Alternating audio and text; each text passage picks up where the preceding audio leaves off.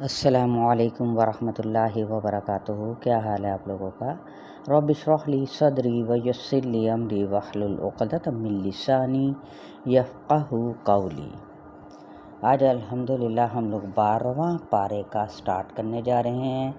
سورہ ہود ہے، اور سورہ ہود کے متعلق میں آپ لوگوں کو یہ بتاتی چلوں کہ اس صورت کو پڑھنے سے اندازہ ہوتا ہے کہ یہ صورت اس دور میں نازل ہوئی جس دور میں سورہ یونس نازل ہوئی تھی، کیونکہ موضوع ملتا جلتا ہے لیکن اس میں تنبیہ سخت ہے۔ حدیث کے الفاظ ہیں کہ آپ صلی اللہ علیہ وسلم نے فرمایا، حضرت ابو بکر صدیق رضی اللہ تعالیٰ عنہ نے آپ صلی اللہ علیہ وسلم سے عرض کیا کہ آپ وسلم بوڑھے ہوتے جا رہے ہیں۔ جواب میں آپ صلی اللہ علیہ وسلم نے فرمایا کہ مجھے سورہ ہود اور اس کی بہنوں نے بوڑھا کر دیا ہے، یعنی ان جیسی صورتوں نے۔ کون سی؟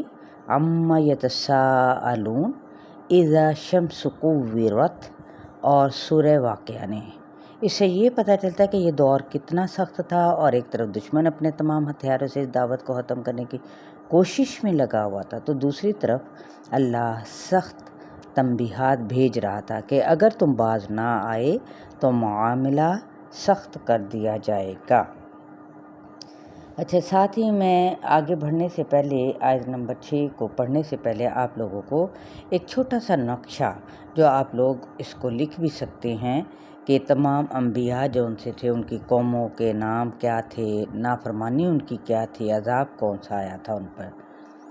تو حضرت نوح علیہ السلام جو ان سے تھے، یہ پیغمبر کا نام ہے، قوم کا نام قوم نوح تھا، ٹھیک ہے۔ اور ان کی نافرمانی شرک، یعنی نبی کی نافرمانی، یہ ان کا قصور تھا۔ عذاب آیا تھا طوفان نوح۔ اور حضرت ہود علیہ السلام جو کہ علاقہ احقاف کا تھا، وہاں پہ یہ نبی بن کر آئے تھے، تو ان کی قوم کا نام عاد تھا، اور پیغمبروں کی انہوں نے تکذیب کی تھی، اللہ کے حکم سے سرکشی اور عقیدے میں بگاڑ تھا، نافرمانوں کی پیروی کرنے والے یہ لوگ تھے۔ اور ان پر اللہ تعالیٰ نے جو عذاب بھیجا، تیز آندھی کا عذاب تھا، 8 دن اور 7 راتیں مسلسل آندھی تھی۔ پھر حضرت صالح علیہ السلام تھے، ان کا علاقہ الحجر، اور سمود جو ان سا تھا، ان کی قوم کا نام تھا۔ تھے بڑے اعلیٰ درجے کے یہ انجینئرز، سنگ تراش تھے، لیکن ان کی نافرمانی اور قصور کیا تھا؟ اونٹنی کو انہوں نے مار ڈالا اور اللہ اور رسول کی نافرمانی کی، اور عذاب ان پر چیخ، زور کی کڑک، زلزلہ۔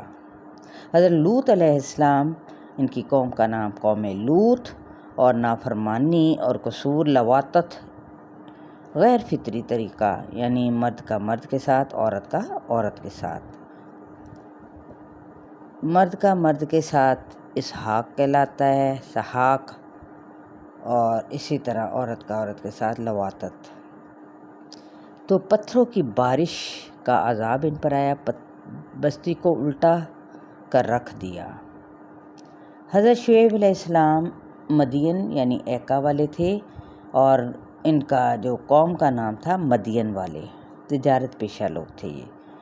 قصور ان کا کیا تھا؟ ناپ تول میں کمی، یعنی نافرمانی کی، عیب دار مال چھپا کر انہوں نے بیچنا، جھوٹی قسم کھا کر مال بیچنا، یا ذخیرہ اندوزی۔ تو ان پر جو عذاب آیا تھا، سخت قسم کا چنگھاڑ، یعنی 7 دن تک صیحہ، مسلسل دھوپ، آگ کے شعلے، زلزلہ۔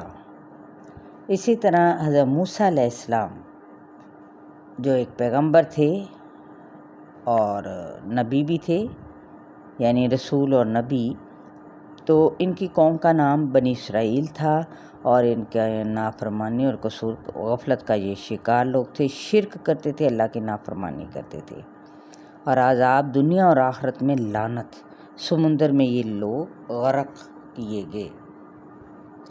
تو یہ ایک چھوٹا سا نقشہ تھا جو میں نے آپ کو بتایا جبکہ ساتھ ساتھ چلتے چلتے ہم ان کے القابات کو بھی دیکھ لیتے ہیں۔ حضرت شعیب علیہ السلام کا لقب خطیب الانبیاء، حضرت موسیٰ کو کلیم اللہ، حضرت نوح علیہ السلام کو آدم ثانی، حضرت ابراہیم علیہ السلام کا لقب خلیل اللہ، حضرت محمد صلی اللہ علیہ وآلہ وسلم کو فصیح اللسان۔